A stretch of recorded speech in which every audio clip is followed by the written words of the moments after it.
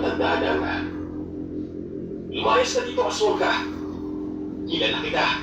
Kilala yan. ko. Huwag mo akong susubukan.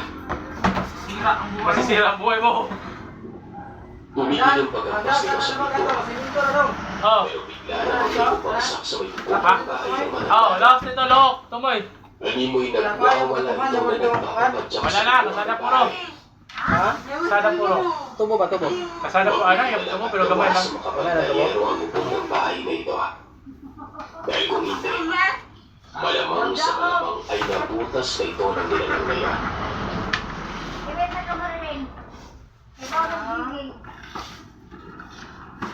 Punuan ng asin ang matanda na ito habang may binabanggit na hindi maintindihan na salita. At lakas loob na lumabas ng bahay para ihagis sa nilalang na mas lalong nagalit ng masaktan ito sa asin na hinagis ng matandang yan. Jis, name daw, Jis. Pila mo nga Ha? Pagkatapos nitong ihagis yun ay mabilis na pumasok ang matanda at patuloy pa rin sa pagsasalita na parang bang nag-oras siya. Pormalo kya. Pagtapak ng nilalang sa bubungan ng kanyang bahay na ito. Segundo lamang ang pagitan nang bigla na naman ito Standard! sa pagkakataon.